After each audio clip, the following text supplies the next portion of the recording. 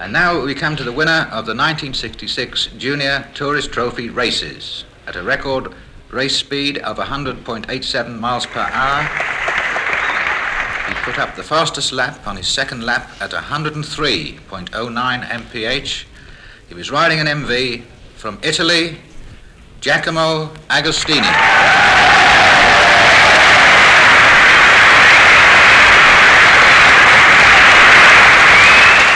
Junior TT prize giving at the Villa Marina, and history being made, with the winner's trophy being awarded to a continental rider for the first time in the race's 55-year history. And history was made in more ways than one in 1966, for the race was held on August the 31st, delayed since June the 15th because of the shipping strike. Of the 71 starters, 2 men in particular stood out, Mike Hailwood and Giacomo Agostini. Hailwood, winner of 8 TTs and 350 lap record holder on an MV3, on which he had already become world champion, was hot favourite, especially after his record-shattering victory in Sunday's 250 TT.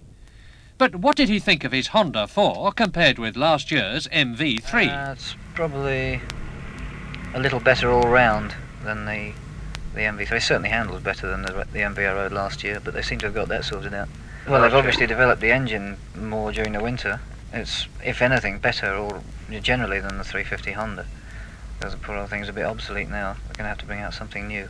I don't think they've done anything to the frame. I haven't noticed anything anyway, but the engine definitely is a lot better. Is the 350 Honda deficient in any respects as far as you're concerned? What would you like to see changed? More horsepower. Well, now, how much of a menace do you rate Agostini in the junior? Oh, great menace. I'm very worried about him. Especially as he starts 20 seconds behind me, because I won't know until the whole lap's over where I actually stand, you know, because you can't get a signal whilst the bloke's behind you, because they don't know. Mike might well be concerned about Agostini.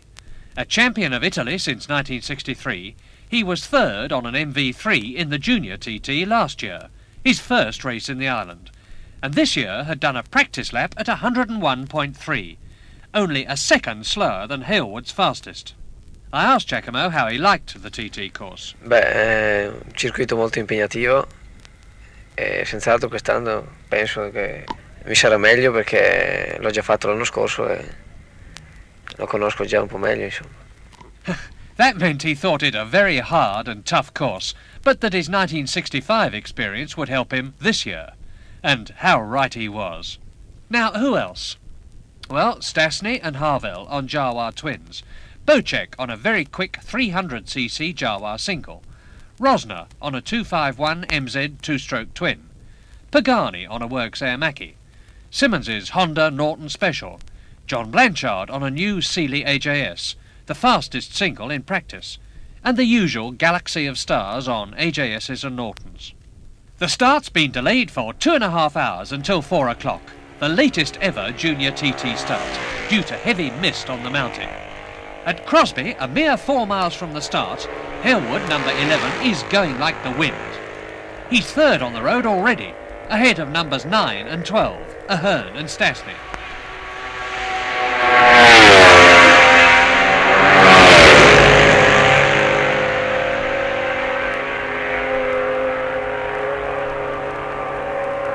And now Agostini, number 16, with Joe Dunphy's Norton, which is obviously in trouble.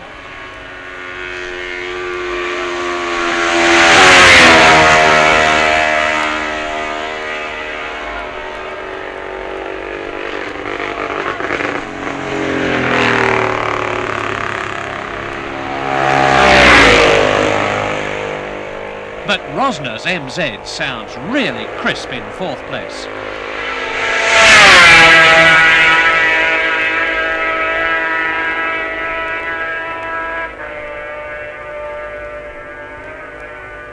And in 6th place, Pagani's tramping on his Air Mackie.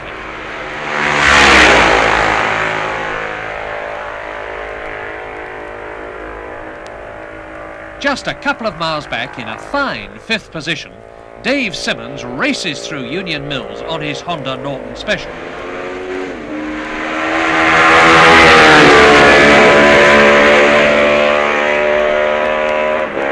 Sensation! At Ballaugh, 16 miles out, Hailwood's missing, and Agostini leads the race and on the road as he takes off on the MV3 and then roars away to Selby.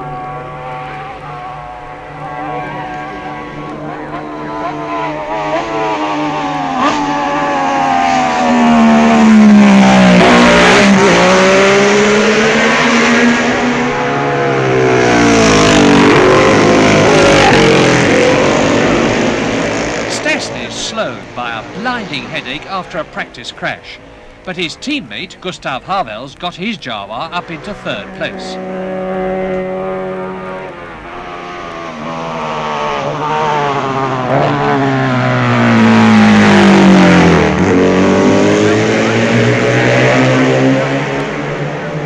Yes, here's the news that Hailwood's definitely retired at Bishop's Court with a broken magneto drive. So all Agostini's got to do is keep going to win. But here's another sensation. Second on corrected time at Ballaugh, it's the AJS of Peter Williams in his first TT.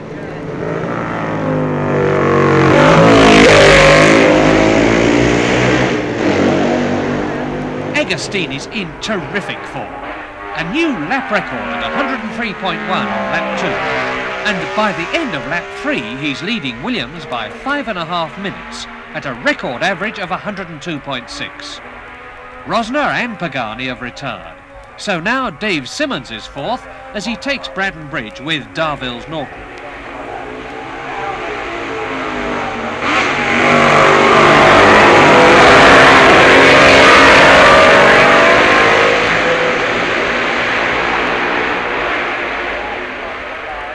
In a race of surprises, up on the leaderboard in 5th place comes Franta Bocek on the 300cc Jawa. And as Bocek leaves his pit after refuelling, Selwyn Griffiths and Dave Simmons arrive.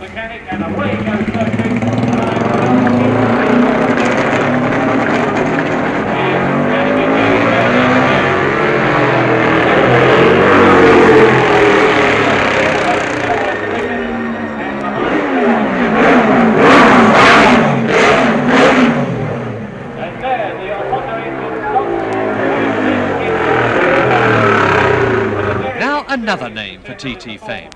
John Blanchard brings the Sealy AJS in to refuel, a superb 6th in his first TT. Wally Rawlings fills the tank, and now Blanchard's away. Pulling him back onto compression, and he starts to run. 1, 2, 3, 4, 5, 6, 7,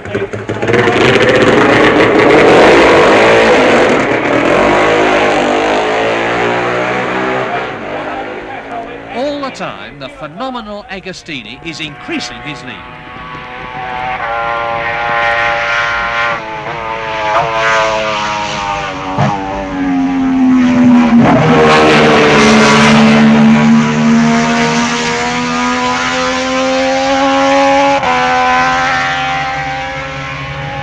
On the 6th and last lap, Ago leads the brilliant Peter Williams by over 8 minutes, averaging nearly 101. But Havels retired and Simmons is in trouble. So now Bocek's third, Con fourth, Ahern fifth, and Blanchard still 6th. So, with Agostini well on his way to victory, Peter Williams flicks his Tom Arter AJS into Braddon Bridge for the last time.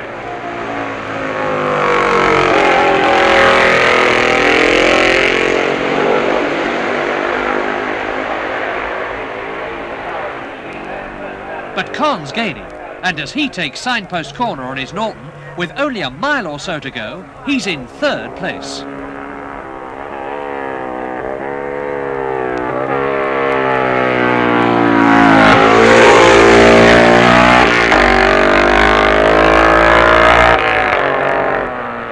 Ahern takes Bocek too, to move up to 4th place. But here's Agostini, coming in to win his first TT at a record 100.9 miles an hour.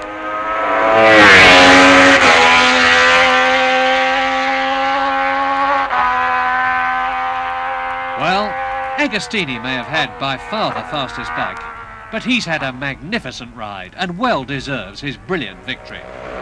Peter Williams finishes an inspired 2nd, and surely he'll be on a works bike next year. But the most hotly contested race by works machinery had already been run on Wednesday morning, the 3-lap 125cc event, whose 50 starters included 9 works riders on 4 different makes. Honda had entered 3 of their incredible 5-cylinder machines for Taveri, Bryans and Hailwood. Taveri's already won 4 of this year's 7 World Championship events on the Honda 5, so he must like it. The 5-cylinder is a very nice bike, and also sure the bike is faster than the 4-cylinder. Only the difference is this new bike is much more difficult for driving. Difficult for riding? In what way, Ralph Browns? Well, it's being lighter and faster. It leaps about the road a lot more than the old 4-cylinder did. It's very, very difficult to bring out of slow corners because it pops and splutters and bangs and does everything but want to go. It only runs at very, very high revolutions. And the Honda riding problems seem to be confirmed by the fact that Taveri, the fastest Honda rider, was only 3rd on the practice leaderboard. But what about Yamaha? A brilliant debut in 1965 saw their new 125 twins finish 1st, 3rd and 7th in the hands of Phil Reed, Mike Duff and Bill Ivey. Yamaha had tested a new 4-cylinder 125 in practice, but decided not to race it. Bill Ivey explains why. Well, it's a long race. We're going to give it a little bit more time to develop. The handling is a little better than the 4, but we know that the twin is good. It's reliable. So I asked Phil Reed, who had done the 2nd fastest practice lap, what had been done to develop the Yamaha twin since last year. Well, it's difficult to see that anything's been done, but I think the engine's been made more reliable and a little faster. Apart from that, nothing. We're still down on speed on the Honda 5s. So how, Bill Ivey, does the Yamaha twin compare with the Honda 5? Well, there's very little difference. The Honda really handles well. It moves around. What about the all-important reliability there? Yeah, well, they're both reliable. So you've got no worries about lasting for 3 laps? Oh, I'm sure it'll last. Good. Who do you rate as the toughest competition? Oh, I think everybody, Hugh really knows his way around here, and he's gone quick in training, so he'll be on his way for sure. He's away first, so he'll have nobody in front of him. And of course, Mike will be on his way, as usual. Hugh, of course, is Hugh Anderson. Winner in 1963, lap record holder at 96 miles an hour, and the man who unofficially broke his own lap record in practice at 96.8. Thanks to a new short-stroke twin-cylinder motor specially flown in from Japan by Suzuki, and which seemed to please Hugh. It's easy to ride. The power is developed over a wider area. It's got quite a lot more urge in the middle rev band than it had before. A lot more. The power does come in earlier. It's easy to ride. It goes jolly well. We haven't done very much practicing with it, but it seems quite good. And any fears about reliability? Not really. Provided I get the Bella Crane, I think I'll do the 3 laps. Why is it critical on the first lap? Well, it's so hard to get the right jet in them. I've only done 2 laps with the bike, and I reckon we know now where to go depending on the weather, up or down, and so on. And provided it gets the Bella Crane, then it'll do the 3 laps. It'll either oil up or like it did last year. Well, it did that on the mountain, but I knew it was going to do it before I got the Bella Crane anyway. Did you? So, a lot of worry to come for Hugh in the first 7 miles. And if any of you think a works rider's life's all fun and glamour, just listen to what Ralph Browns told me about one of his practice sessions. I was coming along past the 11th milestone, and I found the machine wasn't going as quick as it normally did when I accelerated out of the bends. So I changed down some gears and rode along for another mile, and it wasn't getting any better. I thought that must be something's stuffed something up or something's went wrong. So I looked down, and there were flames licking around the carburetors. So I thought, well, if I lift the clutch and rev the engine, maybe it'll suck the flames down into the cylinders and it'll go out. So I tried that, and it didn't go out. So I thought, well, if I go faster, it maybe blow all the flames out. So I went faster, and it looked down, it was still getting worse. So when I eventually arrived at the 13th milestone, it must have burnt through one of the petrol pipes, which was on Medi Blaze. So I just jumped off and dropped it and run for my life.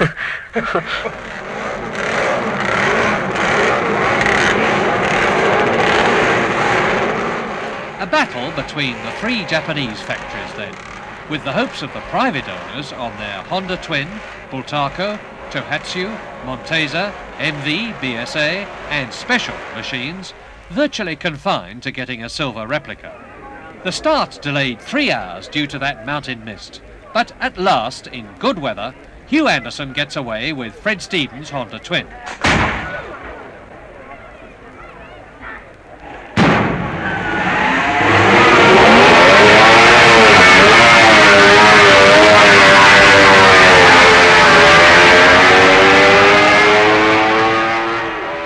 Taveri and Duff now.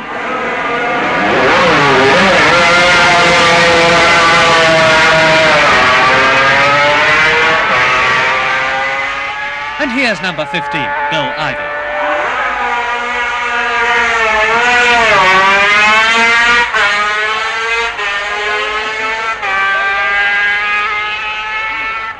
But a poor start for Mike Hailwood.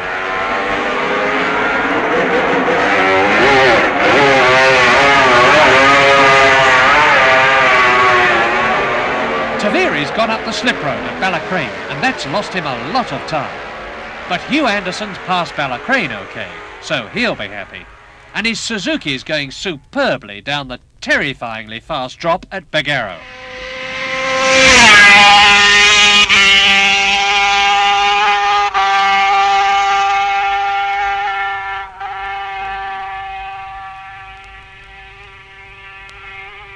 Then Paris, but third on the road already at Bagaro, Reed's Yamaha.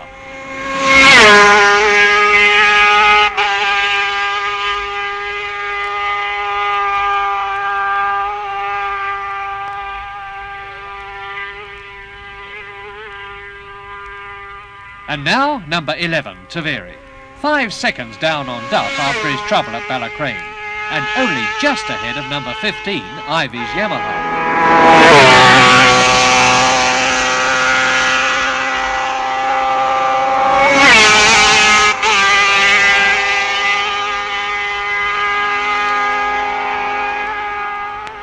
On corrected time at Bagaro, the best of the 3 Hondas is Hailwood's, although Mike's riding in his first 125 TT since 1962.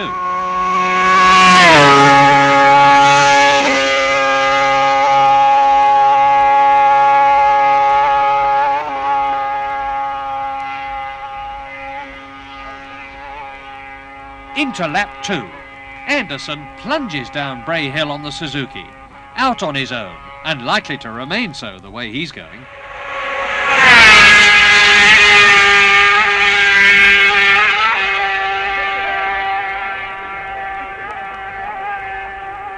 Number 1 leads on the road, but number 10 is second.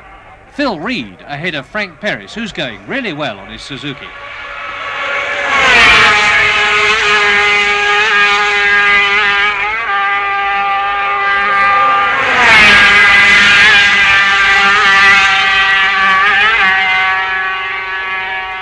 Lap record.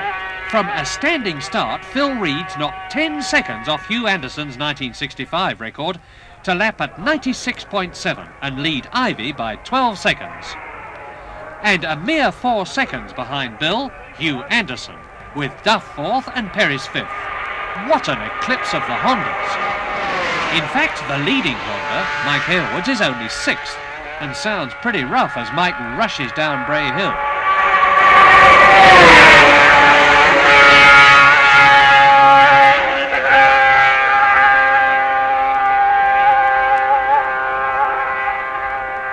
But Bill Ivy's the man to watch. Second on lap 1 in spite of hitting the bank at the gooseneck and stopping. So what'll he do on this lap? Let's follow him round.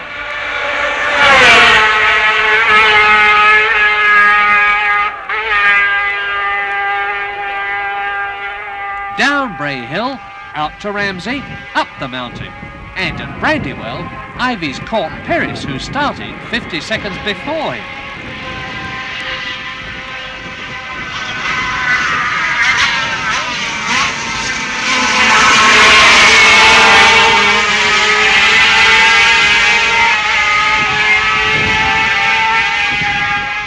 Down the mountain, round Craigna Bar, and now into Governor's Bridge.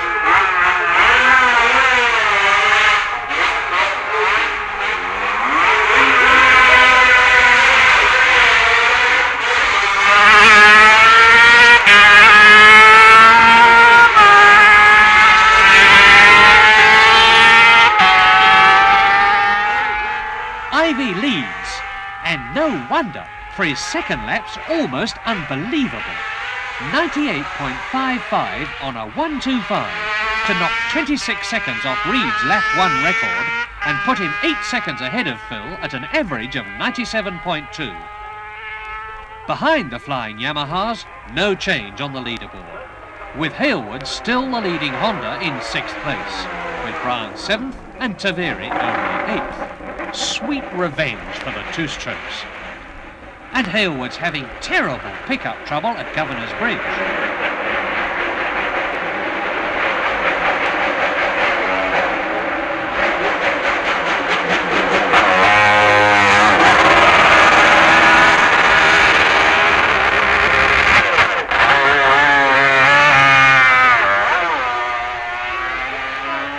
No change on the leaderboard on the 3rd and last lap. And with another lap at 98.55, incredible speed and incredible consistency, Bill Ivy catches Phil Reed, and the two Yamahas finish together, with Bill winning his first TT, and his average of 97.6, breaking last year's lap record by over 1.5 miles an hour.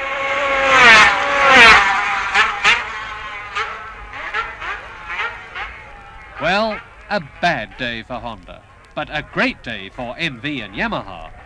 Two new TT winners and new race and lap records. A rich reward for that long, long wait for the mist to clear.